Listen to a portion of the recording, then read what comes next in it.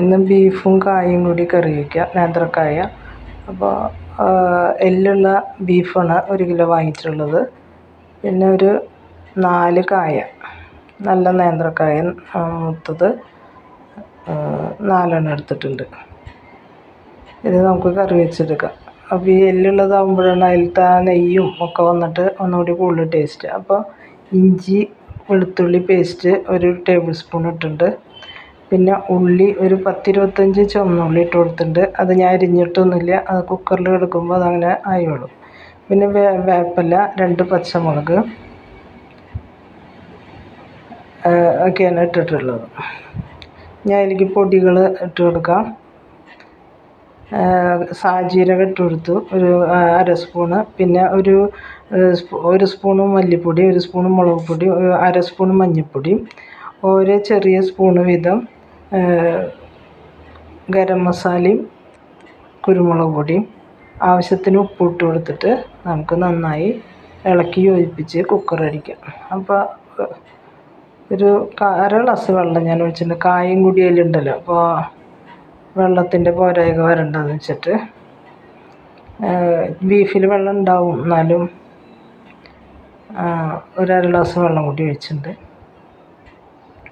നന്നായി ഇളക്കി യോജിപ്പിച്ചതിന് ശേഷം, അപ്പോൾ ഈ എല്ലുള്ള ഇറച്ചി തന്നെ വാങ്ങിക്കണം കേട്ടോ ഈ കായ വയ്ക്കുമ്പോൾ. അപ്പോൾ അതിലിത്തിരി നെയ്യൊക്കെ കൂടുതലുണ്ടാവും. അപ്പോൾ കായയിൽ ഇത് പിടിച്ചിട്ട് നല്ല ടേസ്റ്റായിട്ടുള്ള കറിയായിട്ട് നമുക്ക് കിട്ടും.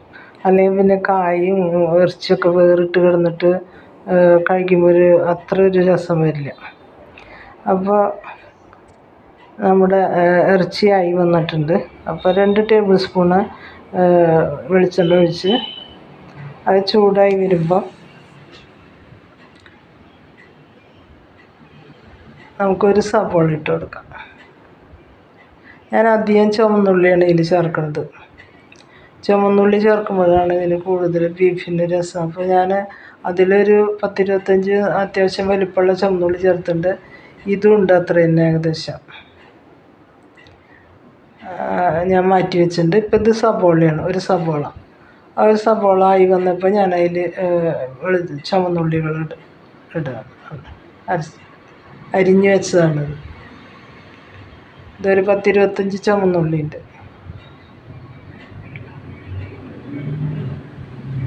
2 പച്ചമുളക്, വേപ്പില,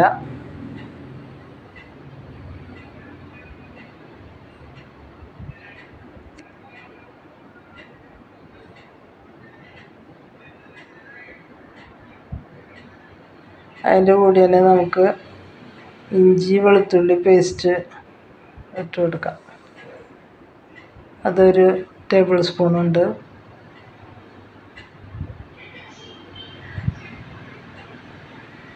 നന്നായി അതിൻ്റെ പച്ചമണം പോണ വരെ നമുക്ക് ഇളക്കി കൊടുക്കാം. പെട്ടെന്ന് ഉണ്ടാക്കിയെടുക്കുകയും ചെയ്യാം. നല്ല ടേസ്റ്റി ആയിട്ടുള്ള ഒരു കറിയായിട്ട് കിട്ടും. പണ്ടൊക്കെ ഞങ്ങളുടെയൊക്കെ വീട്ടിൽ പെരുന്നാൾക്കൊക്കെ തലേദിവസം തൃശ്ശൂരൊക്കെ കൂർക്കയും ബീഫാണ്. ഞങ്ങളുടെയൊക്കെ അച്ഛൻ്റെ വീട്ടിലൊക്കെ കായും ഇറച്ചിയാണ്, ഈ ബീഫാണ് വയ്ക്കുക. ഭയങ്കര ടേസ്റ്റാണെന്നൊക്കെ ഞാനങ്ങനെ ആലോചിക്കാം. അപ്പോൾ ഞാനിപ്പോൾ അതുപോലെ ഒന്ന് ഉണ്ടാക്കി നോക്കുകയാണ്. കുറേ ചുവന്നുള്ളി ഇടും അന്നൊക്കെ അതിൽ. അപ്പോൾ ഞാനും അത് ചേർത്ത് ഉണ്ടാക്കുകയാണ്. നല്ല ടേസ്റ്റാണ്, ഉണ്ടാക്കാറുണ്ട് ഞാനിവിടെ. അപ്പോൾ ഇത് ഒരു ഇതായി വരുമ്പോൾ നമുക്ക് പൊടികൾ വീണ്ടും ഇട്ട് കൊടുക്കണം.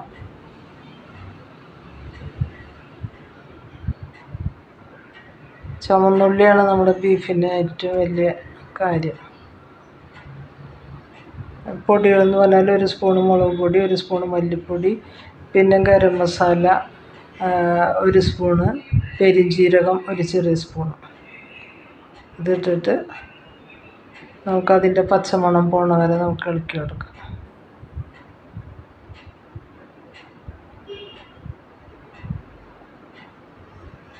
ഒരിക്കലെങ്കിലും നിങ്ങളിങ്ങനെ ഉണ്ടാക്കി നോക്കിയോളാം. വളരെ ടേസ്റ്റായിട്ടുള്ള നമ്മുടെ ബീഫ് കറി റെഡിയായി വരികയാണ്.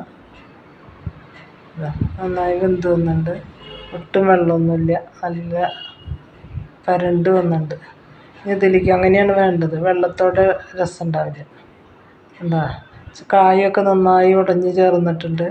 ആ നെയ്യിൽ കിടന്നിട്ട് നല്ല ടേസ്റ്റാണ് ഈ കറി.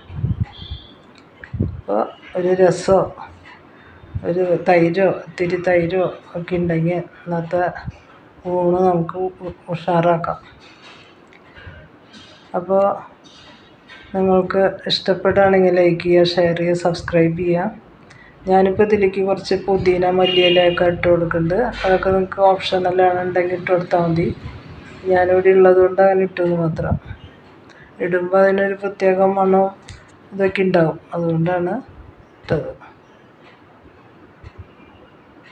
അപ്പോൾ മറക്കാതെ ലൈക്ക് ചെയ്യുക, ഷെയർ ചെയ്യുക, സബ്സ്ക്രൈബ് ചെയ്യുക. Thank you. ബൈ.